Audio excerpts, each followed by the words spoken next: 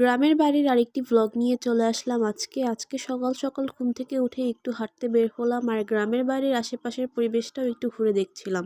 হেঁটে এসে দেখলাম আমার নানুর যে হাঁসগুলো আছে সেগুলোর ডিম, এখানে 2-3 দিনের ডিম আছে।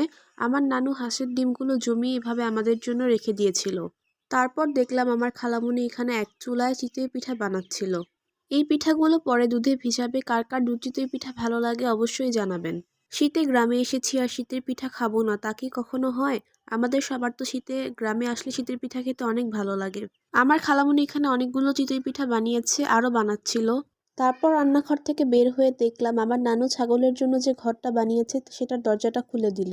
সকাল 7টায় চা খাওয়ার পর বেলা 10টার দিকে নানু সবার জন্য খিচুড়ি বানিয়েছে। খিচুড়ির সাথে ছিল ইলিশ মাছ ভাজা, ডিম আর ভর্তা।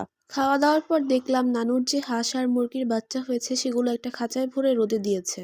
তারপরে আমাদের দুপুরের খাবারের সময় হয়ে যায়, আমরা গোসল করে এসেই খেতে বসে যাই। দুপুরে আমাদের খাবারে ছিল ছোট মাছ, চিংড়ি মাছ, বেগুন ভাজা, সাদা ভাত, ডাল, কাতলা মাছ, শাক, ফুলকপি ভাজি। ফুলকপি ভাজিটা আগের দিনের ছিল আর এখানে আছে টাকি মাছের ভর্তা। এখানে সবার জন্য খাবার বেড়ে দিচ্ছিল আর যে যেটা খাবে তাকে সেটাই দিচ্ছিল। দুপুরে খাওয়া দাওয়া শেষে একটু রেস্ট নিয়ে আমরা সবাই মিলে নদীর পাড়ে ঘুরতে গিয়েছিলাম। আর আপনারা এখন যে দিঘিটা দেখতে পাচ্ছেন এটা হলো মেহেন্দিগঞ্জের অনেক বড় একটা ঐতিহ্যবাহী দিঘি। ভিডিওতে তেমন বড় দেখাচ্ছে না কিন্তু এটা সত্যি অনেক বড় ছিল। তারপর আমরা এখানে মেঘনা নদীর পাড়ে চলে আসলাম। এই নীরব নদীর পাড়ে এসে মনটা কেমন যেন হালকা হয়ে গেল। পানির শব্দটা শুনতে অনেক ভালো লাগে। তারপর দেখলাম এখান দিয়ে একটা ছোট্ট নৌকা যাচ্ছিল।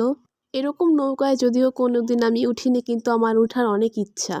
এই তো আমাদের এখানে ঘুরতে ঘুরতে সন্ধ্যা হয়ে গেল। আমরা অনেক কিছু খেয়েছিলাম এখানে কিন্তু ক্লিপগুলো দুঃখজনকভাবে নিতে পারিনি। এখানে ঝালমুড়ি, ফুচকা, বাদাম, তারপর টুকিটাকি অনেক খাবার নিয়ে বসে। নদীর পাড়ে এগুলো এসে খেতে ভালোই লাগে। একটু পর আমরা বাসায় চলে যাব। তো ভিডিওটা আজকে এই পর্যন্তই। সবাই ভালো থাকবেন, সুস্থ থাকবেন। আল্লাহ হাফেজ। আর ভিডিওটায় অবশ্যই লাইক, কমেন্ট আর শেয়ার করে দিবেন।